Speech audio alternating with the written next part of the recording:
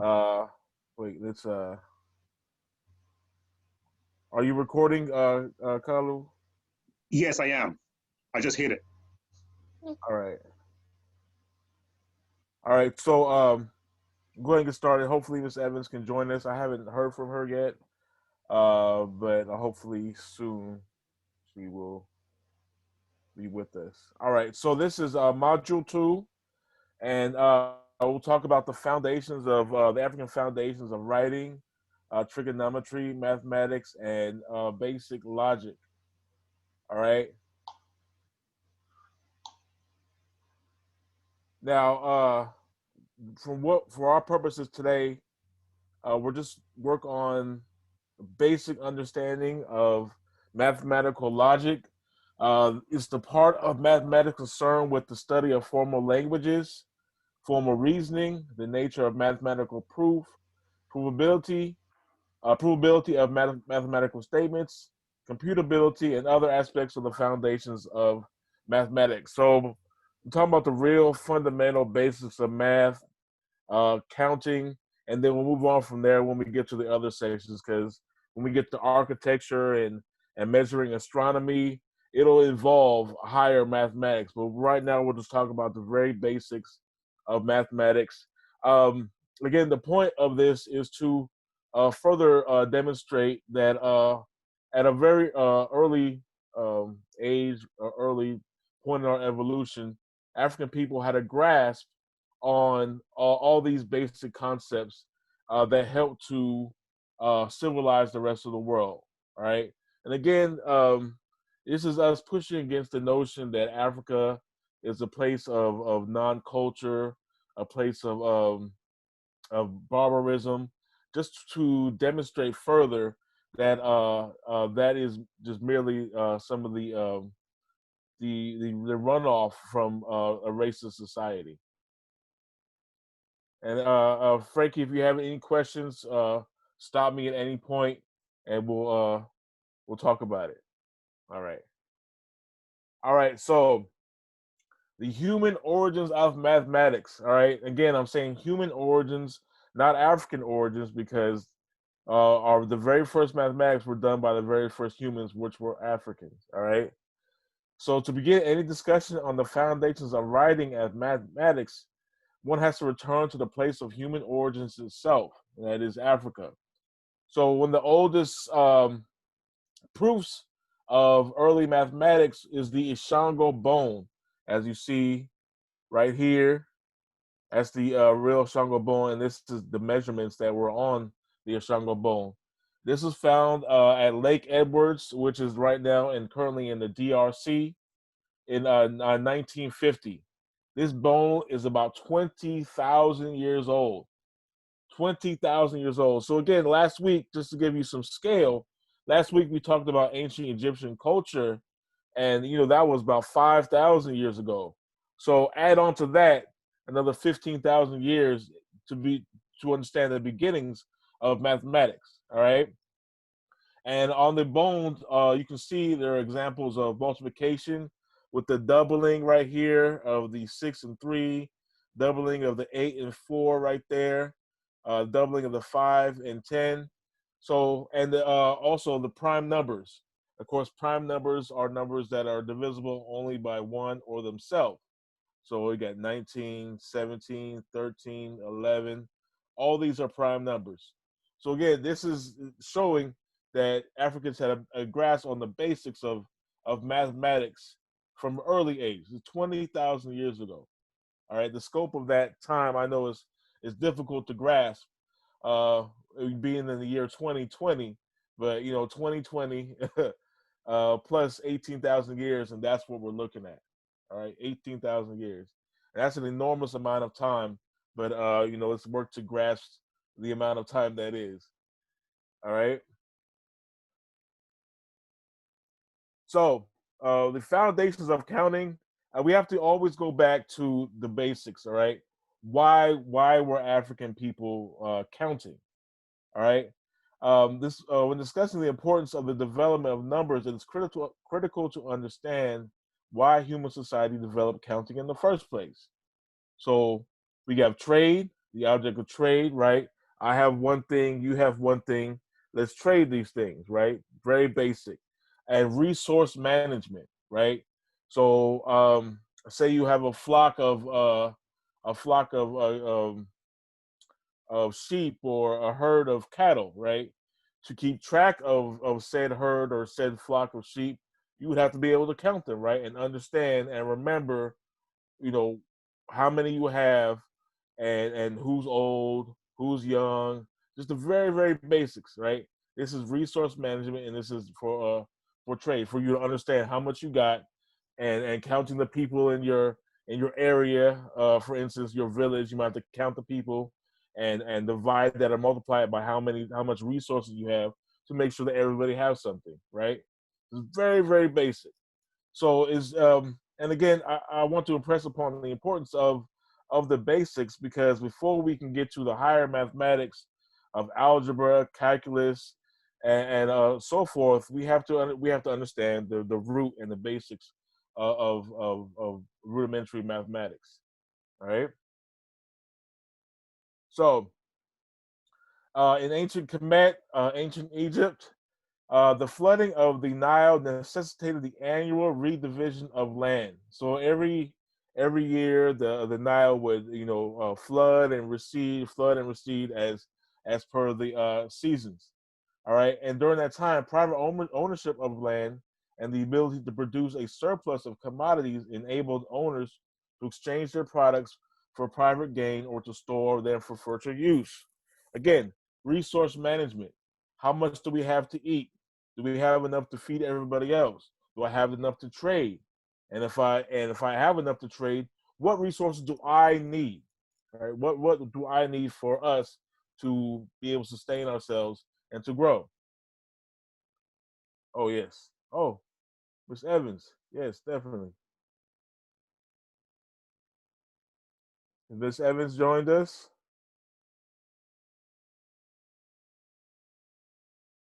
Yeah, I think she is.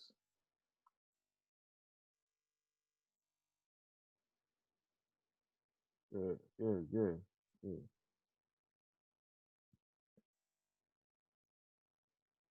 I'll just give her a second to get in the room.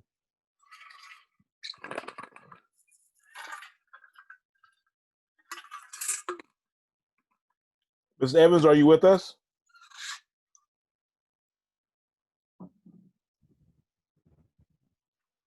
Miss Evans?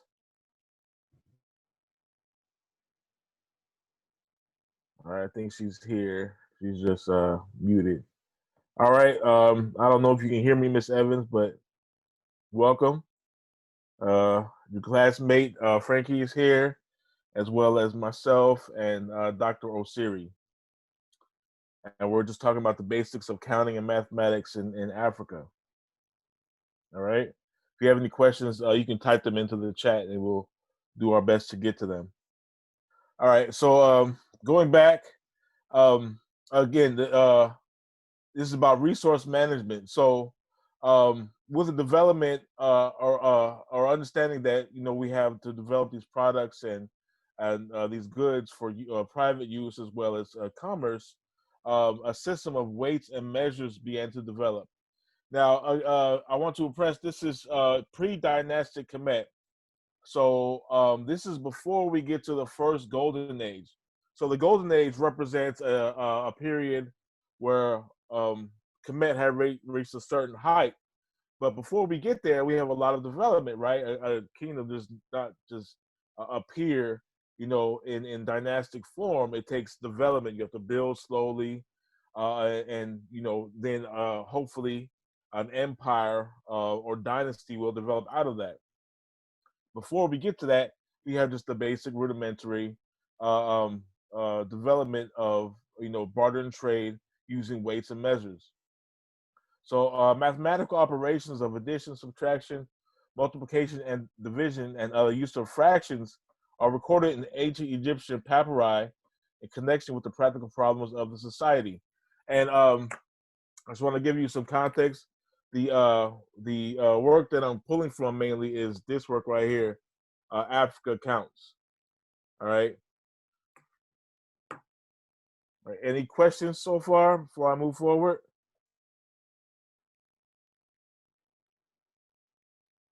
Any questions?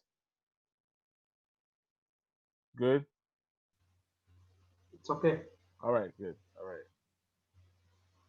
All right. So moving forward, so early Kush or Meroe. Meroe was a city of Kush, which is in present day Sudan. This is around Frank's home country.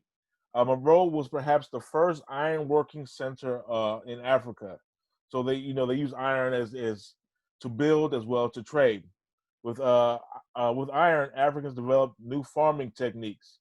This in turn permitted the accumulation of food surpluses. All right, we have more food than we need, so we need to find a way to store it and or trade it. The maintenance of the specialists, such as ironmongers and priests, the establishment of permanent communities, and trade with other people.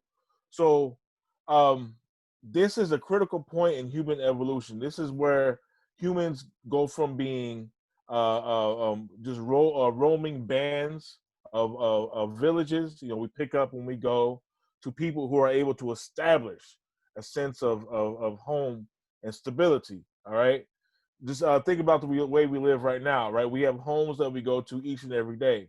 We don't have to travel, move our homes, move our families constantly with everything we do because we've learned to manage our supplies and our resources, and we've developed to the point where we can be in a place and get all the resources we need just by staying in a place instead of having to move around to find the resource that we need. So this is a critical part in human evolution. And then jumping ahead with resource management, the ancient empires of the Western Sudan, uh, founded in the 300 CE. That's 300 after um, the birth of Christ, so-called birth of Christ. We have Ghana is established as a land of gold. So they were very immersed in the gold trade and made the empire very rich. And again, the empire of Ghana, the empire of ancient Ghana, is very different from the current city state we know as Ghana, that was founded by Kwame Nkrumah. We After Ghana, we have the kingdom. After the fall of Ghana, we have the rise of the kingdom of Mali, again different from the country of Mali. Um, it was ruled. It was mainly Islamic rule, and one of the more celebrated or famous rulers of that time was Mansa Musa, and he is famous for his caravan to Mecca, in which he carried so much gold that he devalued the currency of the cities he encountered on the way. And I think Cairo was one of those cities where, when he landed with all the resources that he had, he caused economic instability in the city because he was so rich with gold. All right, and this is his pilgrimage to Mecca. Right, he was known for giving gold away because Mali was such a gold rich country. Again, going back to resource management, and then we have the Empire of Songhai. Right, these were the masters of trade. They had a unified system of weights and measures instituted for all markets of the empire, and reinforced by a network of inspectors. So not only did they have the basic foundations for weights and measures, they made sure that it was uniform, right? So we have a currency that is uniform. So at an early time, they said that all things must be the same. If I paid 2 pieces of gold for a sack of oats, that has to be the same throughout the empire, right? And we have inspectors to ensure that this is done fairly and unequivocally beyond throughout the empire. All right, managing basic resources. Again, this is a very important element of any empire's development. Let's think about how our societies now uh, are involved in resource management. It's a very critical part. This is foundational for human society. Yes, sir. Yeah, I just wanted to inquire, like here I've seen it is the empires of the Western, Sudan, and we're talking about places like Ghana, Mali, Songhai. Uh, does it mean all of them were actually before this time counted as one place? Just the location is given this one to the west and this is to the east, perhaps by that, or I failed to grab the concept over there. Okay, so they did not happen at the same time, but they did happen in the same area. So Ghana stood the longest from about 300 of the common area to about 8 or 900 CE. Then we have the rise of Mali from about 8 or 900 to about 300 CE, and then we have the rise of Songhai that takes us into the 15th or the 16th century CE. Right, so it was one, then the other, one, then the other. Mali overtook Ghana, and then Songhai overtook Mali. It make sense? Oh, so are these supposed to be like the civilizations west of Sudan or Western Sudan? Western Sudan. So from the Eastern Sudan by the Red Sea all the way to the western coast of Africa, we have that large area is the Sudan. So this is the Western Sudan. So we're talking about area right now in present day Burkina Faso, Mali, Ghana, Cote d'Ivoire. Um, that's the area we're talking about. So these areas that we're talking about now was part of Sudan, was used to be known as Sudan. Yeah, they're often referred to as the Western Sudan, not to be not Okay. yeah, not to be confused with the country of Sudan on the east side. All right. Okay, thank you. Yeah. And so also, in addition to the empires of the Western Sudan, we have the Great Zimbabwe, which arose about 1000 of the Common Era. It's a Bantu culture that began to build a great stone empire. All right. So at about 5 centuries after they started to build the Great Zimbabwe, Great Zimbabwe was a part of the state of Mapata, and whose domain extended from the Indian Ocean to the Kalahari Desert. And they were known for their gold mines, which mining experts estimate yielded 15 to 75 million pounds of sterling, were the principal contributors of the fabulous wealth of India. So they had trade with India through the Indian Ocean about 1,000 years ago. About 500 to 1,000 years, there was a wealthy a dynamic trade between them and India.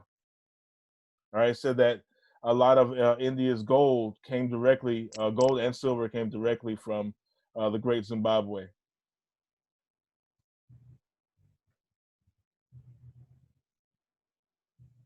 All right, so in addition to just the economic push and pull of resources, we have the early development of number systems.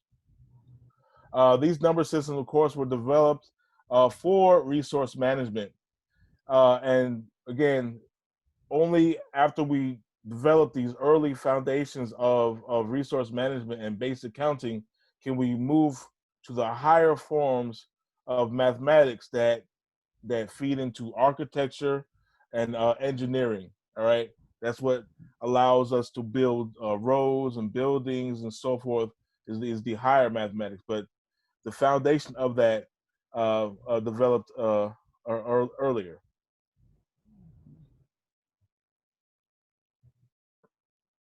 All right, so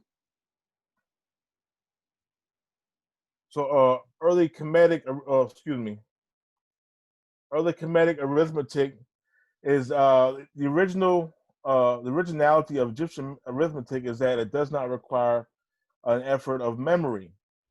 Now we're talking about the math system, the way they counted, the way they thought about numbers, and so forth. Multiplication is reduced to addition after a series of duplications. So, for instance, if I'm going to figure out how I get 9, right? I might use the duplication 4 by 2 plus 1. All right. You got 2 4s, which gives you 8. That's the duplication part. And then we add 1, which gives you the 9. Right. So this is the early how early multiplication was done. Only the multiplication table by 2 was needed, right? Once you understand the basis of doubling and counting by 2s, you can figure everything else out. In the Mesopotamic arithmetic, the knowledge of the multiplication tables was necessary in order to be able to calculate. So what Diop, the author Sheikh at Diop, is saying is that once the mastery of doubling and counting by 2s, once that is mastered, the rest of the mathematical system in ancient Kemet was fairly easy to figure out. From the third millennium BCE and onward, the Egyptians had already had invented a decimal notion and discovery or pretended the zero, as proved by the spaces left when they put zeros today. So I sent you the articles I sent you had shown the different mathematical equations that were in ancient Kemet, and I hope you had a chance to read through those. And that was just basic problems and proofs that were developed in the ancient Egypt or Kemet. Right? Did you guys get a chance to look over that?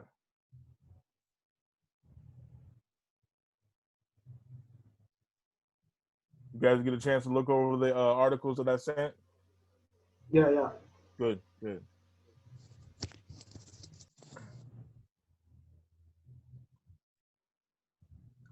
All right, moving forward, moving forward. So, this is some of the basic numbering systems or counting systems that human society has come up with.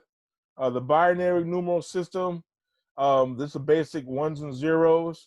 If anybody knows anything about computer science, the computer science uses this basic system of the binary 0 and 1, on and off, true, false. That basic numbering system is the foundation for all logic and counting throughout the world. There's also some societies that use a octal system, a system from 0 to 8, or 0 to 7. 0, of course, being counted as a digit. You have the decimal system that's by tens, that is used all throughout the world right now. You have the duodecimal system, counting by 12s. The hexadecimal systems, counting by 16s. The vigesimal system, this is counted by 20s. And this is what we're going to see in a few minutes, that the Yoruba use this vigesimal system. And then we have the sexagesimal system, which is counting by 60s. And this is most familiar in our time, right? We use this system when we measure time, right? Hours are done by 60, 60 seconds equals hour, or 60 minutes equals hour, 60 seconds equals a minute, and so on and so forth. This is that counting system.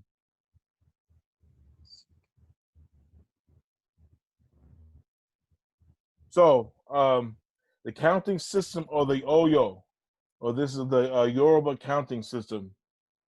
They developed a symbolic system of counting that is very reliant on subtraction. All right, it's extremely complex. So for them, 1 to 10 are all different terms are used.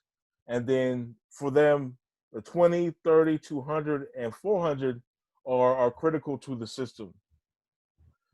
The rest are multiples and compounds. So when they speak, this is how they're counting.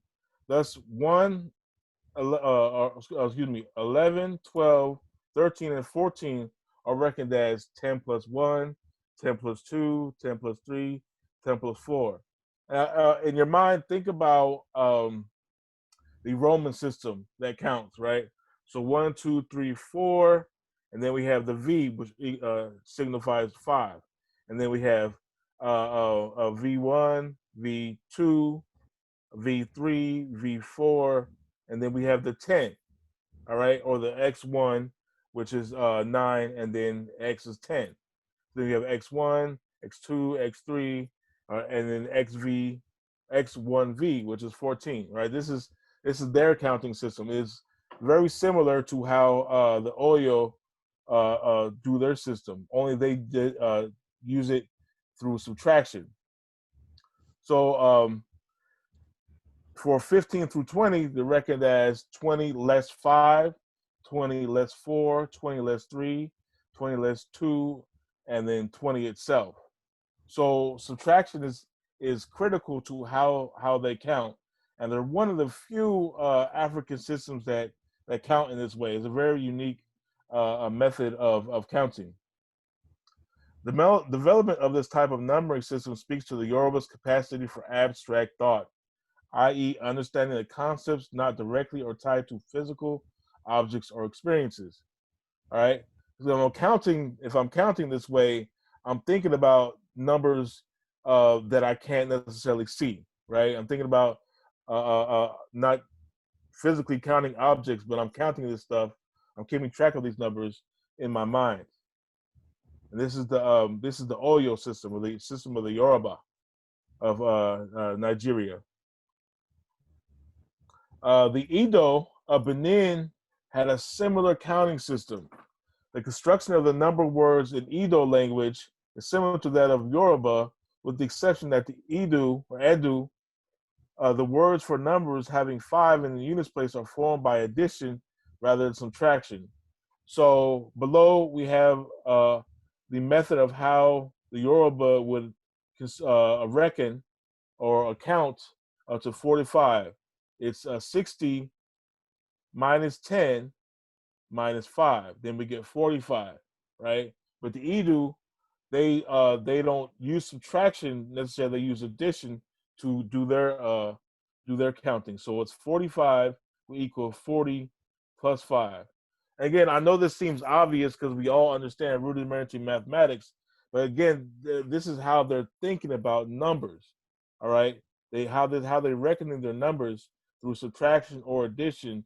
Again, speaks to the way they're able to think abstractly, able to imagine themselves and imagine the world around them and how they count. Again, basic to basic logic, how one or how a group of people thinks.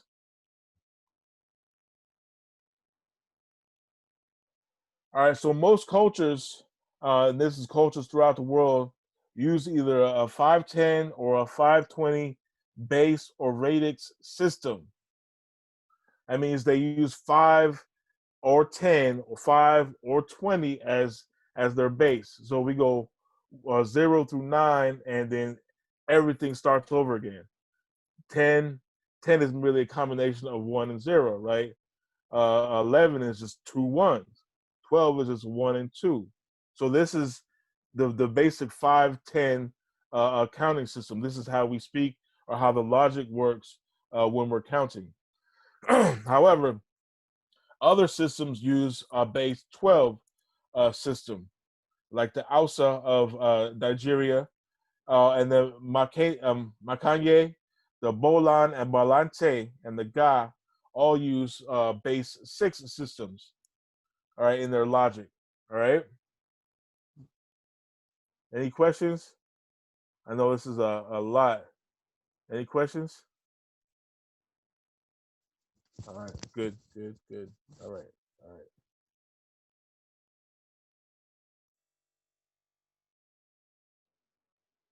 Right. So again, the critical importance of understanding how people count, and by extension, how they think, is critical, because only through understanding these fundamentals, the basic mathematical logics, the basic mathematical proofs, can we even begin to discuss the complexities of algebra, trigonometry, and calculus, right? And geometry as well. Only when we understand those bases can we move on to these deeper um, um, understandings of mathematics. And we're going to get to these deeper understandings when we get to architecture and astronomy, because those systems require a deeper understanding of mathematics when it comes to engineering, civic design, pattern development, and so on and so forth. But again, you can't overlook the basic logical foundation of arriving to certain conclusions, arriving at certain conclusions, like the concept of prime numbers, and the concept of counting, and the concept of doubling. All these things, while again based they're rudimentary, basic, are the foundation for the higher forms of mathematics. And until these forms are mastered, uh, the higher mathematics will make no sense at all.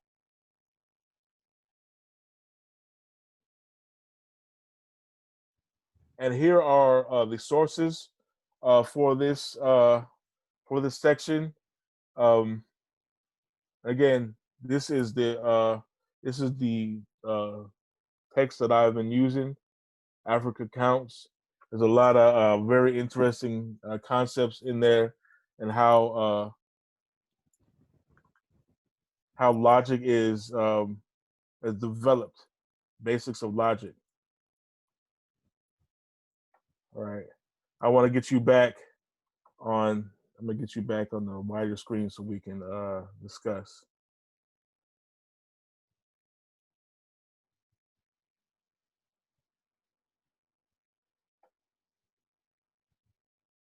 I need to unshare. That's what I need to do.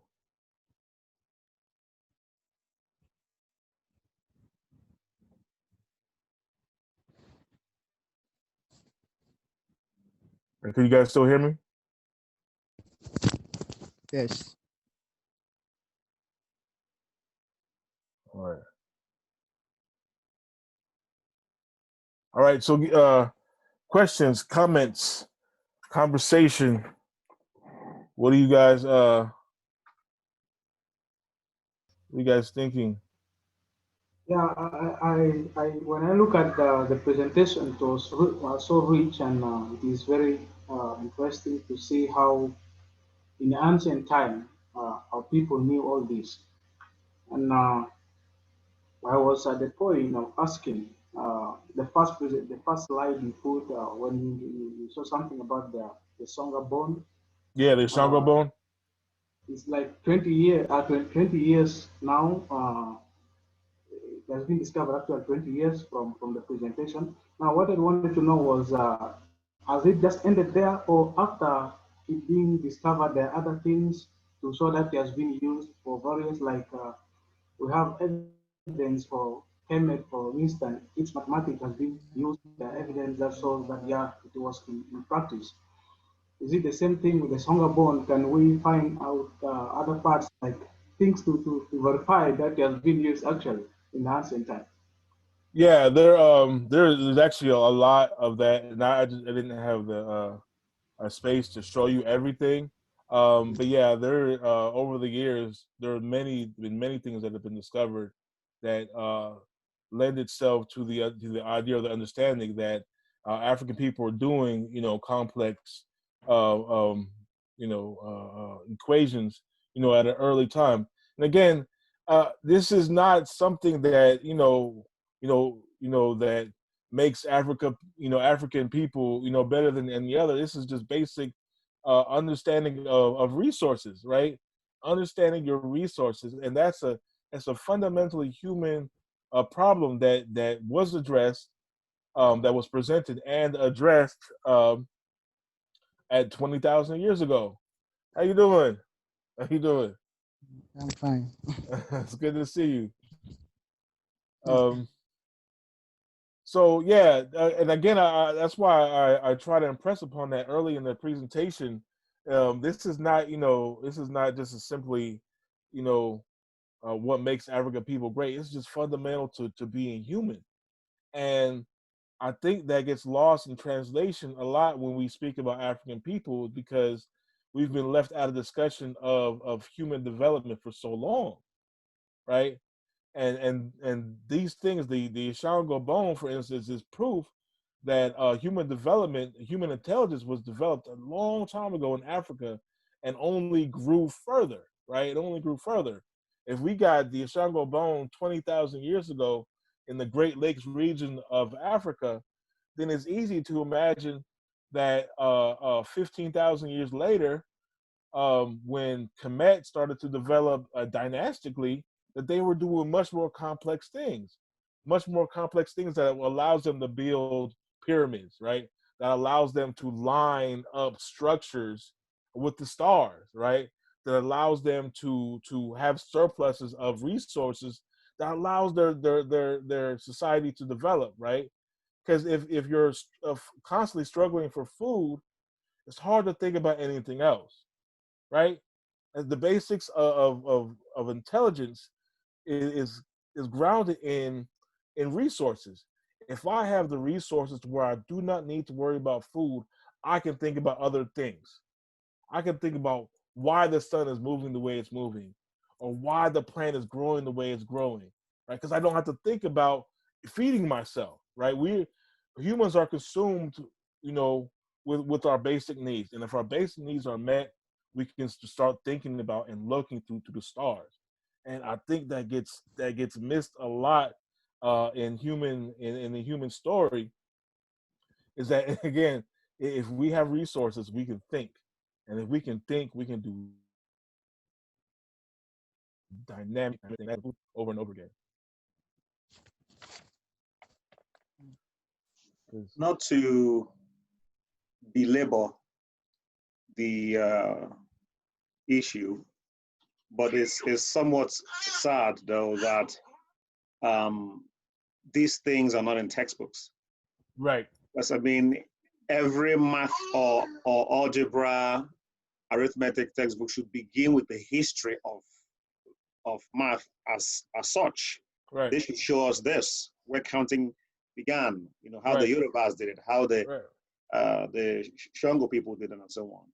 Right. Um, And but I didn't even. mhm, I'm yes, sorry to cut you off. no, go ahead, I please. I didn't even talk about the complex computations that'll be done with the Pythagorean theorem, which Pythagoras himself admitted that he got from Egypt. Right? We're not talking about these complex things. Those things that we will discuss. We will discuss them later. Just the understanding the rudimentary part of it is critical. Go ahead. I cut you off. No, I guess my question to Mr. Evans would be, you know, learning about this. I mean, how does that make you feel? Okay.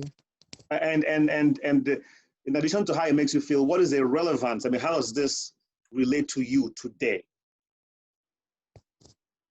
Okay. I didn't come early, but I've learned so many things, and I think learning it has helped me to know that we Africans, we have a lot to learn, and I think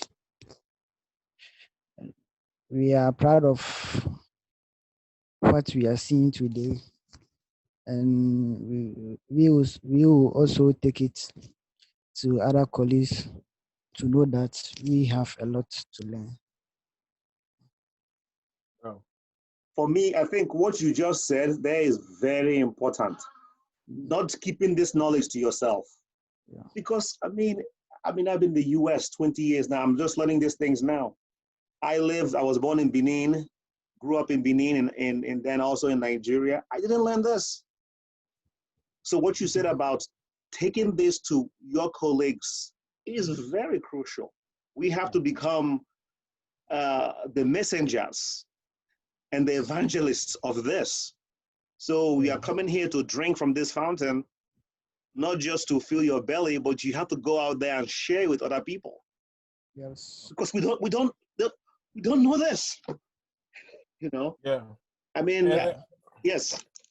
Mhm. yeah, and again, let me say, it's almost problematic that I have to discuss these things because um, uh, and were it not for the depth of white supremacy, these things will be known.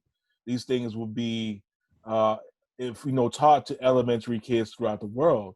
And again, this is not a judgment cause to say that African people are better than everybody else. This is just to say that if we're talking about the foundations of humanity, this is where we must start. And it hasn't started there. It doesn't start there. So we have to go back and clean up the record in order to um, uh, provide our people with a sense of humanity that they have been denied. And again, I don't want to shoot myself in the foot, but I really shouldn't be teaching this, because this is something we should know. This is something that should have been in our curriculums at a very, very young age. And again, this is only a testament to the problem the problem of white supremacy. How about you? I don't know, Frank. It seems like you want to say something. Go ahead and say what you want to say, and then, if you don't mind, also maybe kind of share with I would love to know how this makes you feel, and how you feel this applies to you today. I mean, what's the relevance of learning this So I history? think, can you hear me? All of you, can you hear me? I hear you. Yes. Oh, okay, okay. Actually, the presentation itself, when I first see it,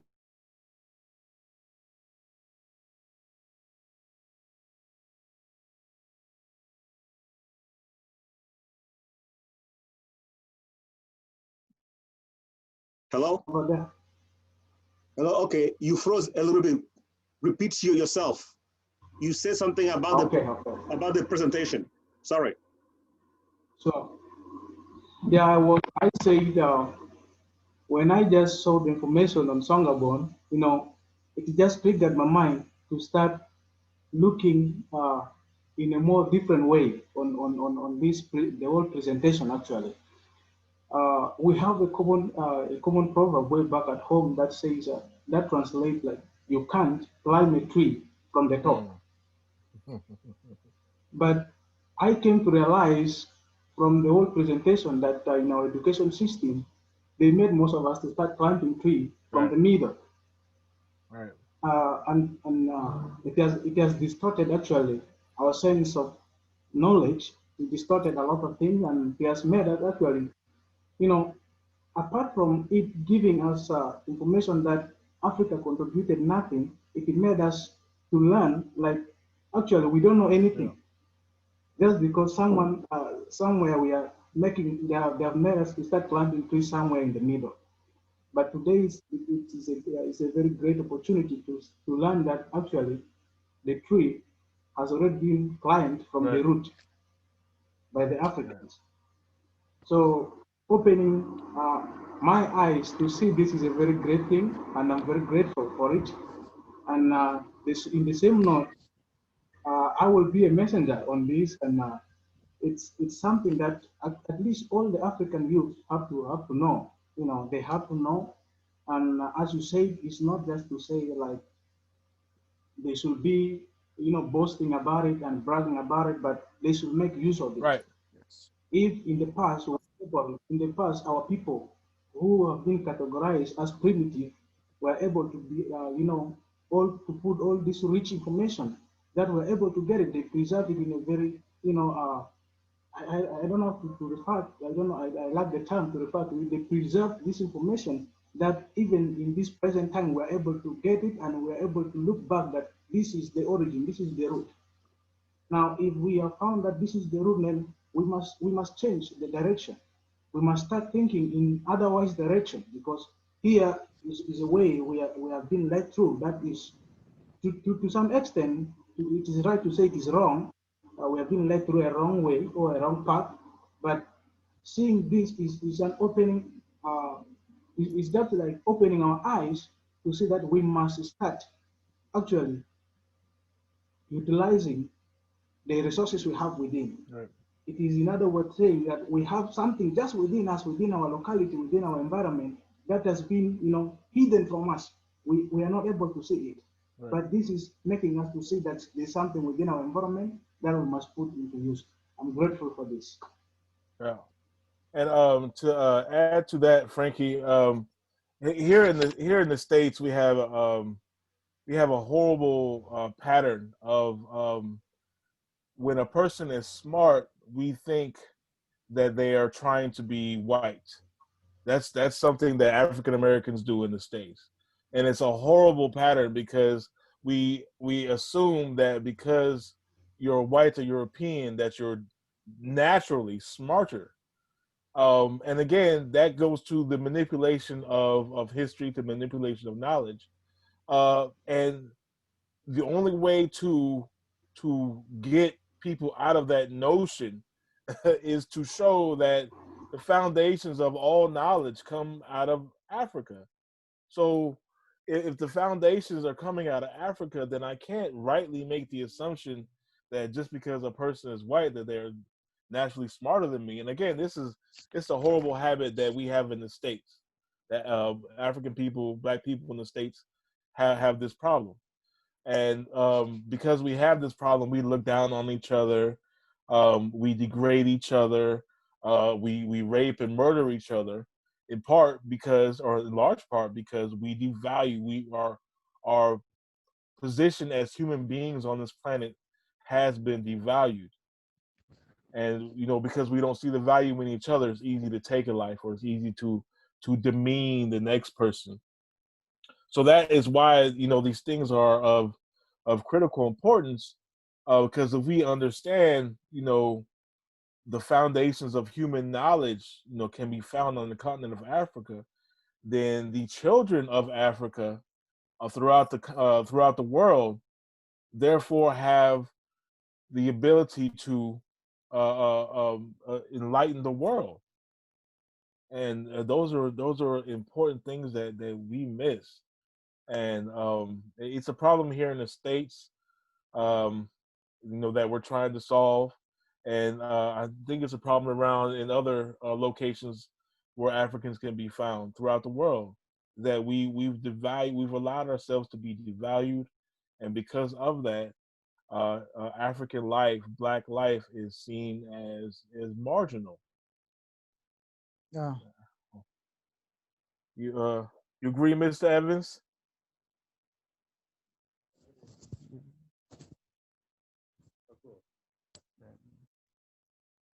You are mute, Frank. Okay, I just wanted to articulate a little thing what Now I get it. uh, Doctor just said. It's not only in the state; it's the same thing actually that is happening. Way back in Sudan, it's the same thing that is happening. I went to Uganda. I stayed in Uganda for almost like I think four years. I stayed in Uganda. It's the same thing that happens, and over here also in Egypt, it's the same thing that our people used to do, African people used to do. I think just as you have said, it is because of the manipulation that we had gone through. We actually don't look at ourselves, and especially something very common among our people is like when they say that someone is smart, actually someone is managing time very well. They will say, okay, he behaved like a white guy. Right. We do the same thing this here. this is something. These are it sounds like minor, but we keep growing up with this. To me, a little black kid or an African will say, okay, I'm not smart, a white man is smarter than me. So Right. this will keep circulating in the mind, every little thing that we do. But I'm very, very grateful that on this platform I'm able to see this in a greater way, and it's going to be a greater thing to many people that I can reach to, especially the young people that I'm in connection with them. I thought some of them will join this program, but majority of them way back did not show up. Though I shared with them. It's important that they be here and also learn this thing themselves before it become a second hand information for me to be given to them. Right, right, So right. And this is stuff that needs to be taught in schools to all students, right? Just to understand the foundations of human knowledge. These things are critically important. Mr. Evans, we have lost you. I can't see you anymore. There we go. Oh, mm, Evans, Evans just posted a question. Why our forefathers allowed these things to pass away like we didn't contribute anything to the world? Uh, so is that a question or are you making a statement? Go ahead, Evans, please. yeah, it's a it was a question. question. Why our forefathers allow all these things to pass away like we did and didn't contribute to the world? What Dr. is saying. Okay. Um, so, in addition to answer your question, this was not necessarily an issue of our forefathers allowing it to die, but this was actually based on a concerted effort to destroy the truth. So, okay, let's take how we let's take for instance how we in our imaginations what Egypt looks like, right? um we look towards certain things that we've seen in pop culture, right? So the movie the Ten Commandments, for instance. Have you guys seen that movie back in the day? The Ten Commandments, right? The Egyptians in the Ten Commandments are depicted as these light brown skinned people. So that contributes to the manipulation of knowledge, right? Um, even let's go a little bit deeper. Let's go a little bit deeper. So when Napoleon's French army invaded Egypt in the 17 1800s, um, one of the things that was noted that the army did was they started to shoot the noses off of these statues, shoot them off, right? So the statues were there. They shot off the noses of the statue. That's why, today when you see a statue from ancient Egypt, the nose is usually gone. Why Sure. is that? Why is that? They people say it's because of weathering, but it doesn't really make sense because that much weathering wouldn't cause the fractures in the faces that we see. So why would all the noses be gone? Well, the narrative says that they were shot off by the French army. So why would the French army shoot them off? Maybe to conceal the identity of the people who created those things. That's just a thought. It's just a thought, right? If I want to hide what is there, I need to mess with it. I need to manipulate it, right? And the nose is one of the more prominent features of African people that shows, who African people are. It's our nose and our hair. So you shoot it off with a gun to manipulate that. So that's just one. That's just two ways that it's been done in popular culture. Egyptians are often seen as brown skin or light skin when they actually look more like Frankie or Mr. Evans. And again, there are narratives that say that they made efforts to actually remove the facial features of African people in ancient Kemet, right? And Kemet is important because we have the most examples there. We have the most paintings. We have the most stone statues. It's there. It's there, and it's not to say it's not there in other places. It's just there's such a wealth of information in Kemet that's one of the important places that we always need to look. Even though Kemet itself is in terms of African civilization is relatively young, because it goes back, as we talked about, much further, at least 15,000 years before Egypt. We have a development of civilization and intelligence in Africa, right? So that's just one of the ways that we get this manipulation, and then we put that into the language, and we put that into so we put it into the language. What does that mean? When I say something is black, right? Do I get a positive or negative inclination of that in my head, right? When I say something is white or pure, right? I'm thinking something white, right? This is the manipulation of the language, right? And these things are subtle, but they're not so subtle. We can see these things, and again, this is a constant issue that African people have been dealing with, particularly since the 1500s, when Europe started to leave. Europeans started to leave Europe and go into the other parts of the world, and deal with those people. We see efforts towards demeaning these people and making them think that they have no history. And once you attack the history of a people and you make them believe that they have no history, or that their history is primitive, animal-like, animalistic, then you can tell them anything. Let me also add, in addition to the two reasons that you have offered, I think you said popular culture and then the invasion of Egypt. Yeah.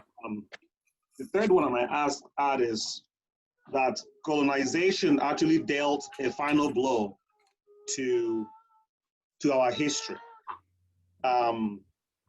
So what happens? Okay, let's take for example the Igbo culture. The Igbos were making carvings and beautiful art, metal work. There were several other, even the Yorubas, right? They were, in fact, the most intricate, the most elegant art pieces in the world were made by Africans. Yep. In those times.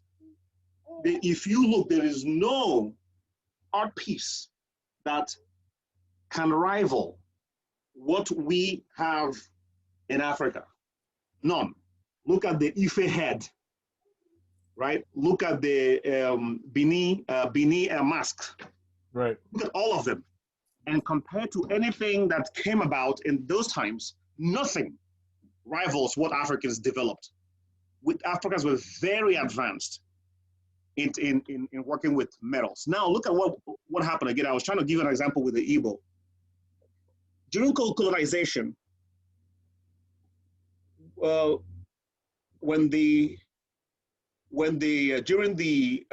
Industrial Revolution, they discovered palm oil in Africa, right?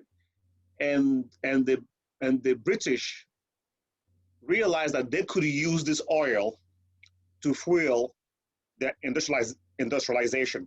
Now, keep in mind, without the oil from Africa, there will be no industrial revolution. Right. What happened in the UK was impossible without Africa. Right. Oh. Anyway, now, because of that industrialization, they started making products. Guess what they did? They physically stopped Igbos. I'm saying Igbos because I'm very familiar with that history. And this is what happened throughout Nigeria and throughout anywhere African people were colonized. They insisted that Africans should stop making things. So you have people who are making things, who are making all these intricate pieces, all this stuff. We're building, we're manufacturing. They insisted by law that you stop making things because they were now making it in England. And they will ship it back to Africa so Africans buy from them. Right. So over the years, Africans now also lost, ways of being, ways of making things, because I say ways of being because manufacturing in Africa had to do with the education. It was passed on from generation to generation, right? So you stopped teaching because now by law, if you start making things, you get into trouble. I mean, look at what happened in Congo. The men were drafted to physically go out to the forest and pick out rubber. and their women and children were held hostage. Yep. While the men, just imagine, as you are now, every day you wake up, you have to go pick rubber in the forest. Nothing else. So you don't have anything to discuss when it comes to your culture at that point, preserving things. That's all gone. You're not in survival mode, and you have Yep. a quota to make. And if you don't make this quota, they'll chop off your hands. Yep. These things happen in Congo, for example. Yep. So many years passed. The Congolese, for example, stopped making things, stopped teaching their children, stopped passing their history. And independence, you think they're going to just rise up and continue? No, they don't have anything left. That's why Yeah. Congo is still a mess till today. And that's Yeah. why many African countries are still in the mess they are today. Yeah. You see. So no, for our ancestors, they were very keen on, Africans are big on passing things down. But colonization also dealt the final blow. They stopped that, which is what we're trying to do on this platform. We still, everything wasn't lost. So we are trying to reconstitute what's left, and we will, you know. And we want to teach this because it gives us confidence to understand in dealing and in approaching the world we find ourselves. Because if we don't learn this, we cannot approach the world confidently. We keep thinking that we are leeches and parasites, when in fact we were major contributors, and that we as Africans have been the base upon which all civilizations were built, and all revolutions were built. Right. Right. In addition to that, again, this conversation started out with just a basic understanding of what resources, right? So it has been well known and well documented for centuries that Africa's resources are extremely vast, right? From the bauxite to make aluminum, to the gold, to the cocoa to make chocolate, to the rubber trees to make rubber, and the cinnamon, any type of natural resource you can think of has a place in Africa. Rice, whatever you can think of. So that basic, resource management. We have all these resources, but they were taken and they were processed in other countries, right? So processed in England, processed in the Americas, processed in France. That processing, you know, helps to build jobs in these countries, right? Because I can go to work as a rubber processor, right? And these things help to build the society up, right? And not only that, is like when I get done processing these things from the resources that I got from Africa, I sell the finished product back to the Africans themselves, right? So I sell them back their aluminum. I get their bauxite, I sell them back their aluminum. I get the rubber trees, and I sell them back, tires. I get the cocoa bean, I sell them back chocolate, right? These things were taken, processed, and then sold back to us, right? And this is how resources again, the foundation of this conversation, this is how resources were manipulated in order to keep Africans in a subservient position. We slave away to get the natural resources. They're taken away to be processed and monetized, and then sold back to us again to monetize the process. So these are the things that we're pushing against. And again, a basic resource management, which African people had a very strong grip on before colonization, before slavery.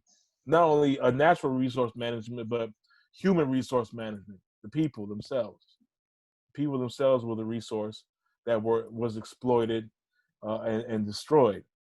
So when we talk about liberating Africa, we're talking very fundamentals, the very fundamentals of human ingenuity, resource management, right? Using your human resources to the best of your ability, your natural resources to the best of your ability, right? And I like to break things down in those simple ways, just to make it easier for us to understand the basic fundamentals that we must deal with in order to liberate ourselves.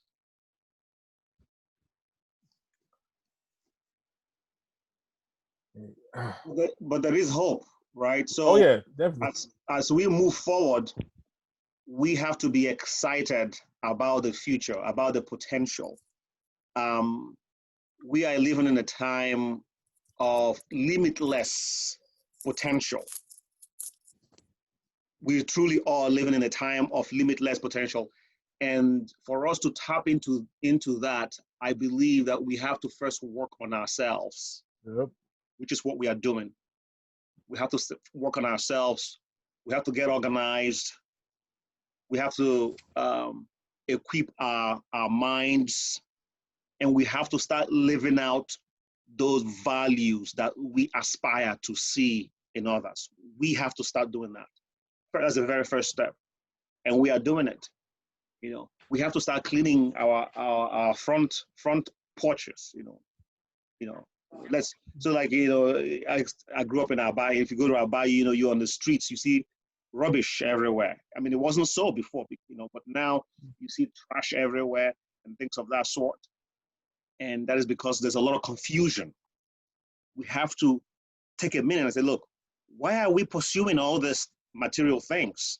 And we don't even devise mechanisms to dispose of the trash. So we are leaving trash everywhere.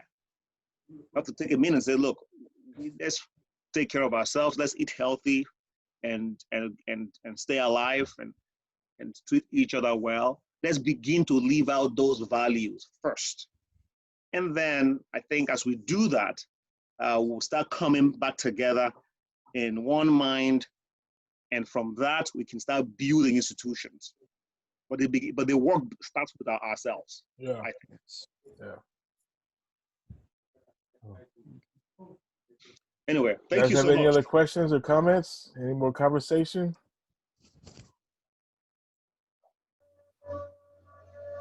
Mine will not be a comment, but it will be more of a question.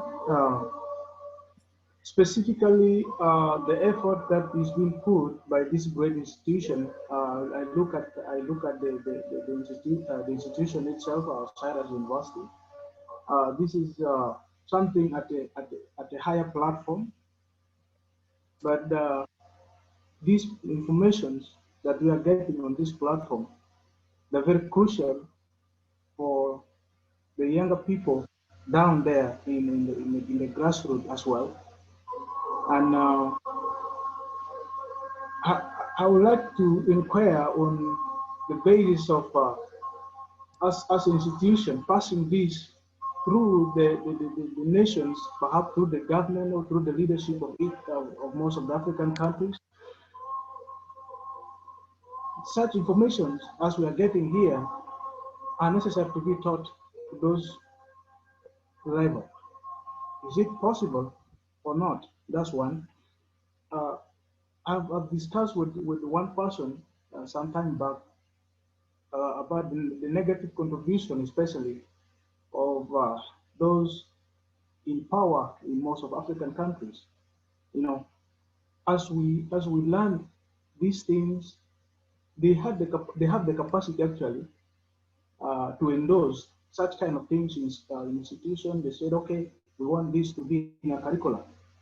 Unfortunately, the curriculum is not developed or is not made within the European system that we're using. Mm-hmm. Whatever they give, they just give and like we pass it over here. They Right. give us the curriculum and we pass it. If there is a way, to enter into the curriculum system of some of African countries that the institution as far as university can get linked with, it will be very, very important that these great informations are passed through such institutions. Although, even if one or two at least, I think it's going to be a very, very great work done, and with some of us, the message that also learning from here, it's going to grow up in a bigger way. Just to say something briefly, it is worse with us back here at home. At least our brothers and sisters who are out there in the states and perhaps in Europe and other places, you know, they have access to these informations, and we didn't know about these books. What we know is the books they taught us from nursery, primary, secondary. These are what we know. We didn't have access to these things Yeah. till this late, let's say 20, 21st century, in 21st century here, that we start having access to internet. Then we were able to see some of this information. None of us knew about people like Malcolm X. We didn't know about Morgan Garvey. We didn't know about most of these figures who had very great potential in the message they gave to the people. Let me say, just like informing us of the greatness, like this, like the video you shared to us. I watched it up to the end, and we didn't know about this all. Yeah. It's all something new. And if Yeah. there's a way, I strongly request that if there's a way of passing this to other African countries, it will be very important, especially through the organized way as institution of Osiris University, through the government of the country, it will be something very great. This is what the angle I was looking at. Thank you. Yeah, I think that Frankie is speaking to the overall vision of Osiri University, which is to provide this type of education across the continent and throughout the diaspora. And it is it's going to be a very long and arduous process. It took us 500 years, 500 years, give or take a decade or so, to get into this problem, to be immersed in this problematic world that we find ourselves in, and it'll take a good amount of time to get ourselves out. But the efforts that we're making right here, even it's only us four in this room. We go forth from here and we teach others, and we'll tell others about our experience in Osiri University. And again, that's the crux of what we're trying to do. And we sit on the shoulders of the giants before us, because the information I present is not, it's not my information. I'm presenting the work of other scholars that came before me, other African standard scholars and thinkers that came before me. And I always put that in the bibliography at the end of each lecture. But I'm only standing here because I'm sitting on the shoulders of the giants that came before me, and as one who was blessed to be able to receive this information, it is my charge to push it forward.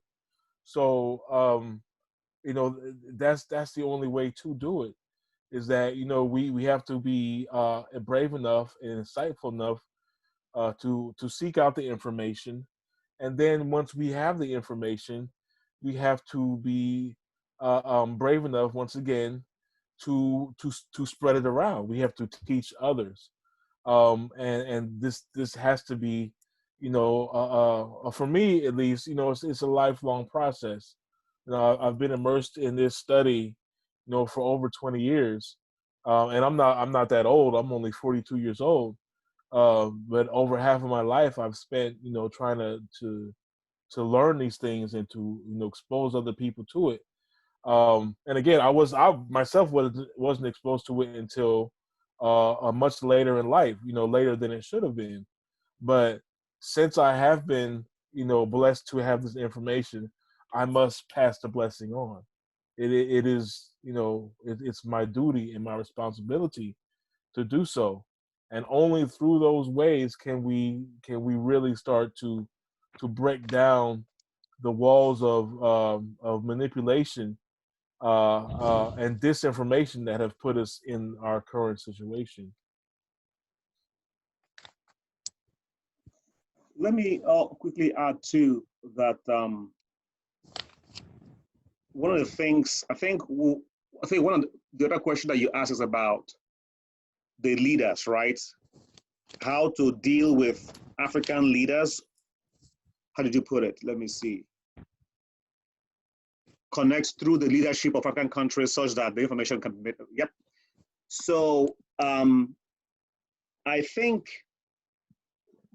what we should, first of all, keep making the impact. Let's create, can you hear me? Give me a thumb up. Can you hear me? Yeah? Say it again. You went out. Okay. I wasn't getting. I think I don't know whether it is my network or it was him freezing. I did not I get think it what. was mine. Can you hear me Yeah, now? yeah, we Yeah, can hear yeah. you now. Okay. I think the leaders are going to come around once the people demand it. So Right. what we need to do is focus on the impact and create a grassroots movement where the people in the grassroots would uptake this information and change their lives and then demand that the leadership come along. And so what we need to do is, so think of it's just like any message, think of any message that's anyone has to share. Think of the message being shared in churches, in mosques, in schools, in institutions, right? Everyone has a message.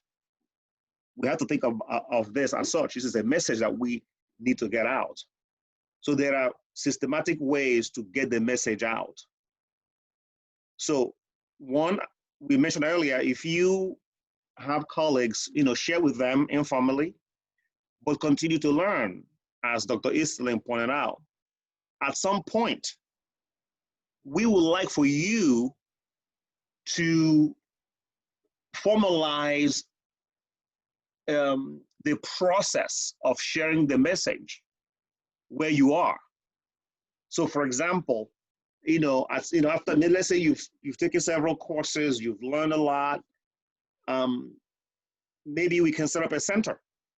Maybe you can set up a center, right? And then people can come to the center to learn the information. Why not? So those are the kind of things we need to be thinking about. So, but just keep on learning. Okay. One of the things that was done in Harlem here in the United States, Harlem, New York, when we were having our Black Renaissance, was a lot of our early thinkers in the 1920s and the 1930s. They developed book clubs. They started with book clubs. And so they'd have a book and they would read it for a week or a couple of weeks and they would discuss the books. And, that's how a lot of things started. Most things are started in very humble fashion.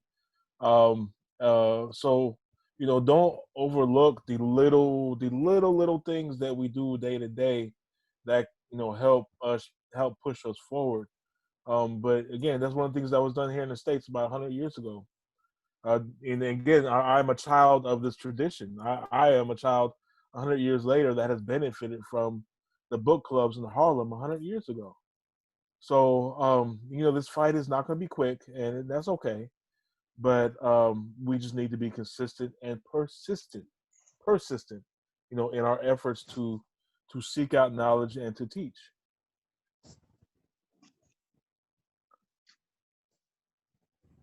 Okay. Sounds Yeah. good. It's been. I don't want to hold you guys too long. It's been 90 minutes. We can continue talking if you like, or we can push this on to next week. Next week we'll be studying more of the higher sciences, astronomy. Let me see here. So, It's the third. doctor, Yes, sir. yeah, I was talking about the quiz. How are we going to do it?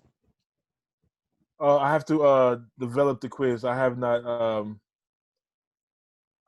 developed it yet because I wanted to focus on just getting us together. Okay. Yeah, but the assignments. Focus mainly on the assignments, and I'll deal with the quizzes in the coming week.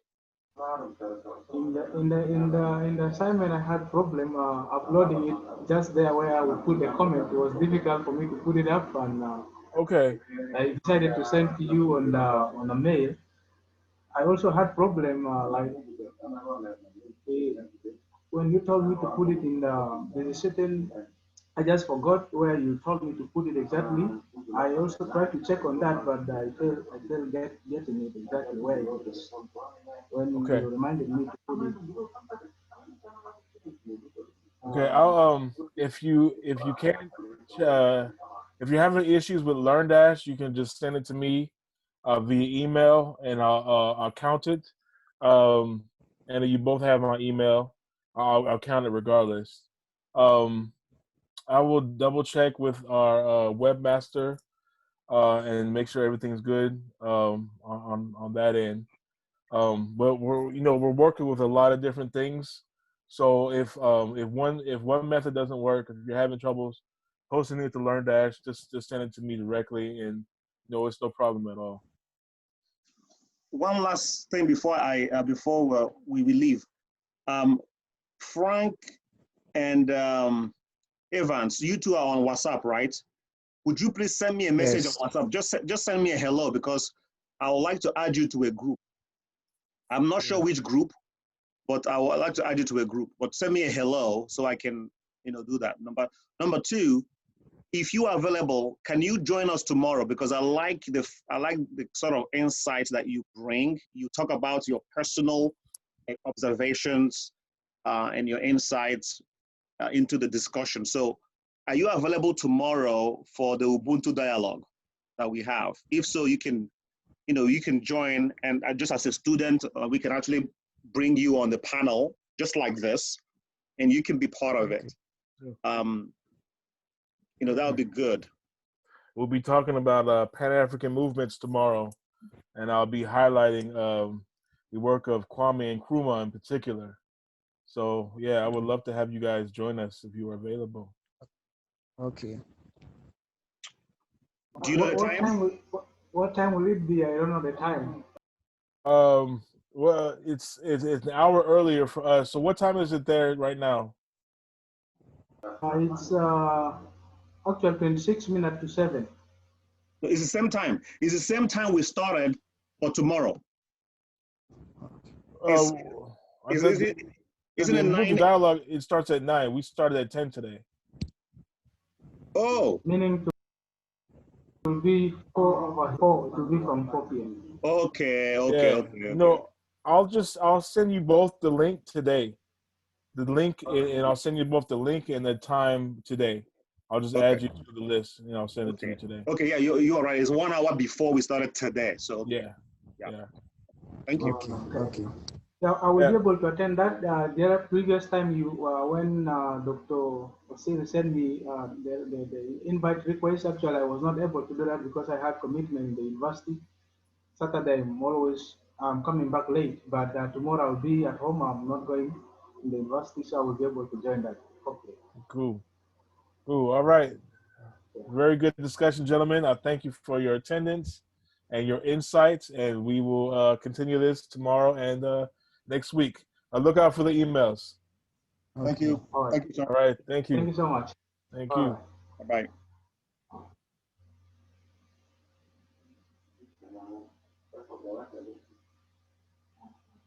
Send me WhatsApp messages, okay? I don't have your number. I don't have your Let me number. give it to you. Let me give it to you now. Okay.